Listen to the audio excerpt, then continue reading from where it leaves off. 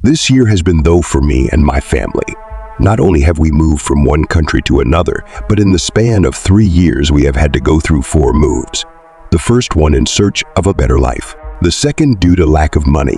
The third to get closer to my mother's family. And the last because the tenant sold the house with us, still living in it. And now you may wonder, why the hell am I telling you this? What does it have to do with the title of the story? Did I eat a clickbait? I beg you, reader, please read my story until the end. As bad as it sounds, men like my neighbor are everywhere. And it is more than necessary not to ignore situations like this. The moving is just a bit of context to introduce you to my mental health problems. I won't give you too many details, but so many movings and changes have taken their toll on my head. I went through a very thorough patch, suffering from suicidal thoughts and anxiety attacks. Several times, this has culminated in me running away from home, and once they even called the police. My parents' fear that something would happen to me forced them not only to obviously seek professional help, but also to be with me at all times. I never slept alone, was never home alone, always had the bathroom door ajar, and under no circumstances could I ever go outside without their supervision. It's not that I had that many friends back then, so this past measure never bothered me much. Months passed and my mental health, therefore my physical health as well, improved infinitely. Little by little, the supervision over me was lowering and my social skills were curiously flourishing. Everything was going incredibly great. I wish I wasn't right. A couple of weeks ago, a couple of policemen knocked on my door to talk to my mother. And no, it wasn't for me this time. They were looking for a guy who supposedly lived in our neighborhood. I never saw the picture. But according to my mom's description, he was a sleazy, bald, old guy with a perverted, demonic look. Needless to say, we were scared to death. One thing that is important to keep in mind is that I am not an only child. In fact, I have many siblings, of which only 3 live with me, all sisters. My mother had a talk with us about being extra careful. She also increased supervision over me again. The police hanged around for a couple of days, shutting the operation when no evidence was found. They'll never know the pain I would have saved if they have looked for a little longer. So weeks went by, and little by little we forgot about it, and everything went back to normal, as if those policemen had never knocked on our door, and nor my mother had never seen that picture.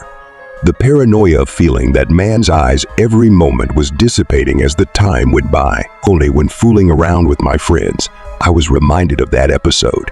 I thought we were completely safe. Safe until exactly 1 year from now. Like almost every day, I went to do my exercise routine in the pool, unaware that my life would make a 180 loop in just a few hours. I swam a bit here and there. Some older gentleman, probably English, approached the pool, and I knew it was time to go. It was cold anyway, and I don't being surrounded by strange men and on my own. I dried my hair, put on a towel, and headed home. It wasn't very far away from the public pool, just a 5-minute walk. If it wasn't for the lady who asked me for help on the way, I could have maybe make it in 2. She was probably in her late 50s, slim figure, gray hair and dark circles around her eyes. You could tell the poor woman was very tired, almost dead in life. With a surprisingly sweet voice, she asked me if I could help her with the supermarket bags. I couldn't refuse. To thank me for my job, she invited me over to her house for tea. I don't know if it was out of pity or politeness, but I ended up accepted to have tea with her. I can't recall why though. It is not something I do often, and oh my God, how much I regret it.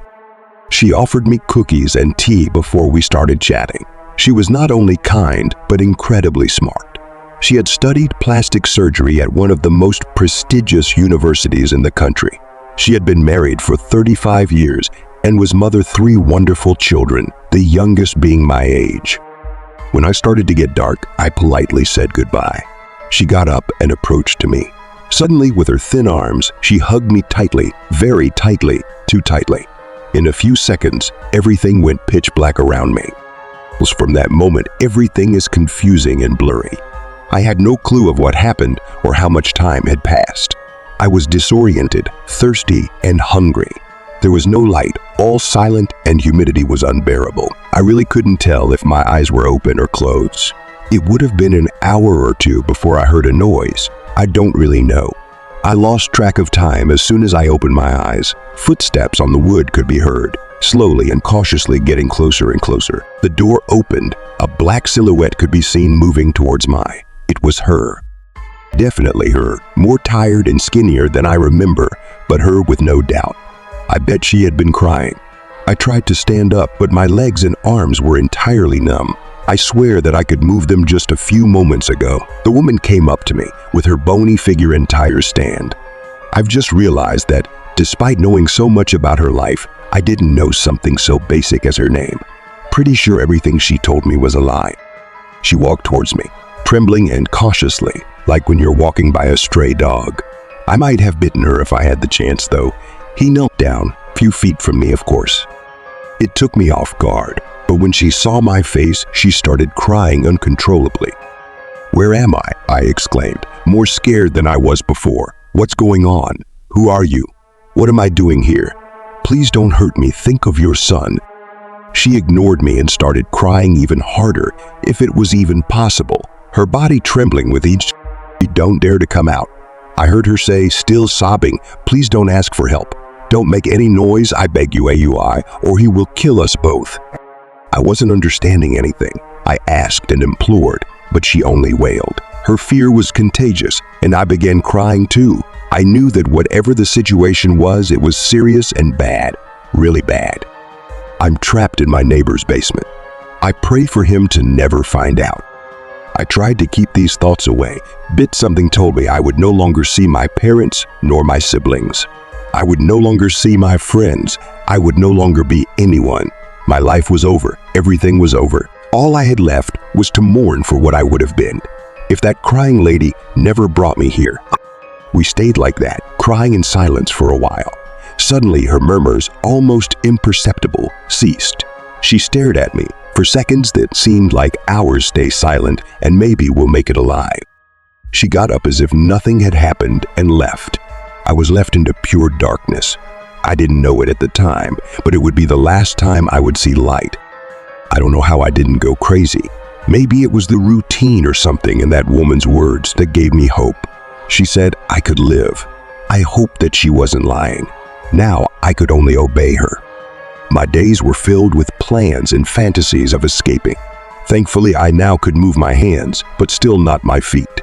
Every time I fell asleep, a tray of what I think was food appeared in my lap. I never knew what I ate or drank. Curiosity and hunger always overcame caution. I never ate enough. The plates were small, and I never got used to the pain of visceral hunger nor the cold food. It always seemed off to me that I never smelled bad. With that dampness and lack of cleanliness, I should have been completely rotten by then. I tried not thinking much about it though. Having a stranger washing me every day is not a very pleasant thing to imagine. Since the day when we burst into tears, I swore to myself that I would escape, no matter what. Someday I would know the truth, and someday, perhaps not too far away, I would see my family and the light of day once again. However, I keep wondering, who is that man the lady mentioned before, the one who wants to harm us, whose voice I might hear every day without fail? I don't think he knows about me yet. I even think that woman is protecting me, hiding me. She seemed frightened to death when I last saw her. I must escape quickly. Something's telling me that the worst fate I can face is him finding out about my existence.